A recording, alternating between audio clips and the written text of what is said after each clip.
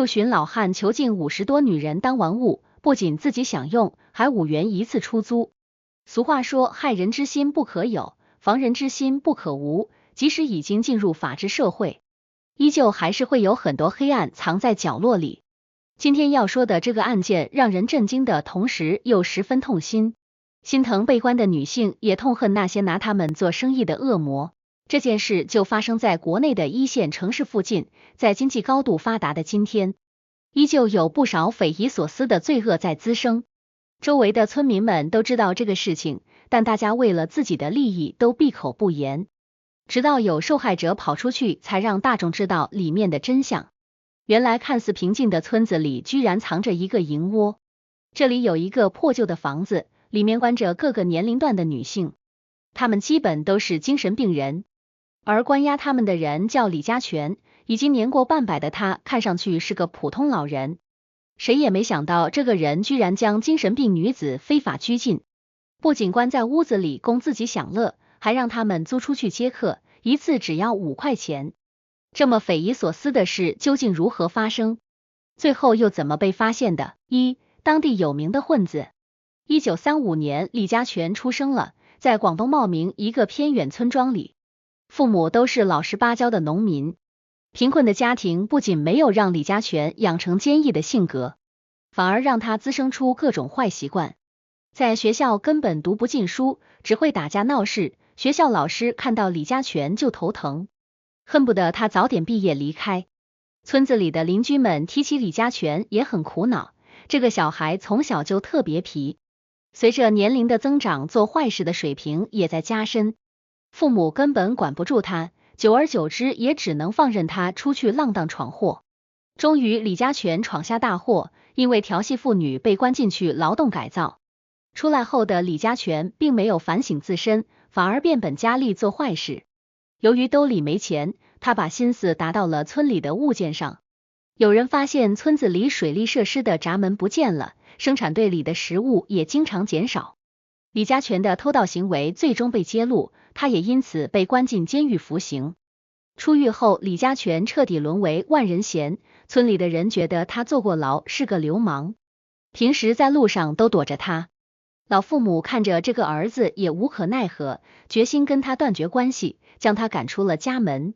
没有地方去的李家全只好在村子里四处游荡，最终在偏远的村边搭了个临时窝棚。走上犯罪道路。为了填饱肚子，李家全做了不少杂活，比如捕鱼、喂鸡喂猪、打猎等等。这些活计并不能给他带来富裕，兜里依旧十分干净。没钱没技术的李家全只能10年如一日待在窝棚里，转眼间就到了50多岁。已然步入老年的李家全由于没钱依旧单身，很多人认为他也许某天就悄悄离开了人世。但之后发生的事情出乎所有村民意料。90年代末，李家全居然承包了村边的水库，号称要养殖稀有的鱼来赚大钱。一辈子都穷困潦倒的李家全，为何突然有钱承包水库？这件事让所有人疑惑，有人询问李家全哪里搞到的钱，他也只是神神秘秘，什么也不说。只见李家全真的开始挖土蓄水，在水库周边围了高压电，还建了个小房子。随着时间过去，看热闹的人逐渐散去，只知道李家全还在水库边搞他的珍稀鱼养殖。不久后，整个村里漂浮着诡异氛围，比如晚上经常能听到若有若无的哭声和叫喊声，偶尔水库那边会传来挖土的声音。由于李家全在村子里实在不受待见，大家也不怎么想往他那边去。久而久之，水库成为了村子里无人问津的地方。直到2001年，警车鸣叫声响彻村子，众人才知道李家全可能又犯事了。只是这回的罪恶超乎所有人想象，堪称是真正的恶魔在人间。警察进入李家全在水库边建造的房子，内部真相敞开在众人面前。房子里根本不是李家全和伙计暂住的地方，而是有几十个衣衫不整的女性，她们大部分都是精神病人。由于吃喝拉撒都在屋子里，整个房间的情况十分糟糕。这些女人后来被证实是李家全的后宫。开精神病院。原来李家全虽然没有娶妻，但他对女性的渴望一直没断过。年轻时因为调戏妇女被抓进去劳改，这让他不敢再轻易向女性伸手。于是他把目光投向了那些有精神病的女性。这些女性在街上流浪，神志不清，不会反抗，也没有家人，所有一切都符合李家全的需求。他刚开始拐骗了几个人回家，发现不需要承担任何后果，于是胆子渐渐大了起来。小屋子里逐渐聚集了10几个女性，他挑出其中2个比较好看的服侍自己，其他人则像货物一样堆在一边。李家全跟人贩子搭上了线，将这些女性直接卖出去，以此赚取不义之财。除此之外，李家全还把这些女性租给村里的男人，这些人大多数处于社会底层，没什么钱，但也想偷腥。李家全把握住他们的心理，将这些女性以极低的价格租出去，最低甚至能突破5块钱一次。这些顾客互相传播，没多久就有不少人聚集到李家全的罪恶屋子里。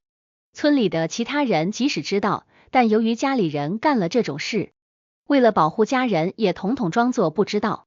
李家全的罪行一直在进行，而且生意越做越大，甚至跟其他人合作开了一家精神病院，号称可以治疗罕见精神病，事实上是他们骗走更多女性的手段。因为精神病人在农村属于无用人，他们没办法从事生产，也很难嫁得出去，所以不少家里人巴不得把这些女子送出去。而李家全的精神病院收费非常低，还能包吃包住，于是被送进来的精神病女子越来越多，这也方便李家全从事罪恶行径。这些精神病女性在医院里根本得不到治疗，反而被李家全集体关在一起，动辄打骂侮辱。长得略微有点姿色的会先被他享用，然后高价卖给人贩子，其他的女子则低价出租给有需求的人，即使每次租金只有几块钱也无所谓，反正对李家全来说是无本万利的生意。4. 最终结局。阿平就是其中一个被送进去的精神病女子，她的病症并不是先天性的，只是遭受了一些变故导致精神压力剧增。进去后，阿平没有得到承诺好的治疗，反而见到了如地狱般的景象。在破旧的房间里挤满了女性，她们吃住都在一起，平时则要出去陪客人。阿平发誓要把这里的真相捅出去，避免李家全骗更多人。他每天都装疯卖傻，减少李家全等人的警惕，趁机小心查看周围环境。终于有一天被他等到了机会，李家全带人出去做生意，房间里只有一个看管，他故意装作肚子疼，求对方让自己去上个厕所。厕所在后面的树林里，趁着夜色，阿平慌张地钻进了林子里。他知道自己只有这一次机会，如果被抓回去，很可能要被加倍虐待。阿平用尽全身力气跑，终于跑到附近公路上拦了辆车，好心司机帮阿平报了警，最终警察来到村子里，将李家全等人一网打尽。可怕的真相被曝光，所谓的华州精神病院竟然是李家全藏匿精神病女性的窝点，他涉及拐卖、强奸、贩卖人口等诸多罪行。有人表示他很可能在林子里杀人埋尸，但由于没有找到直接证据，这项起诉并未被提起。最后他被判处终身监禁，但由于身体原因还是可以保外就医。这对于那些被伤害过的女子来说多么不公平！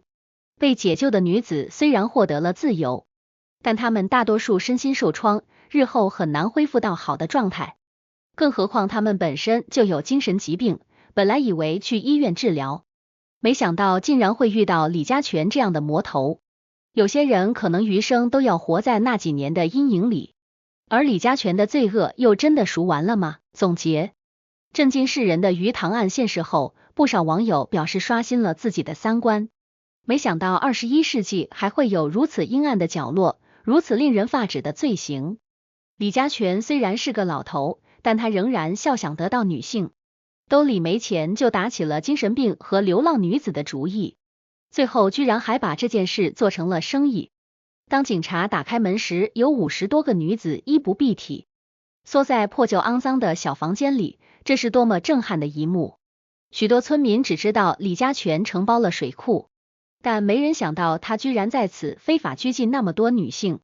还有些村民知道此事，但由于本身就是受益者，于是也选择帮李家全保密。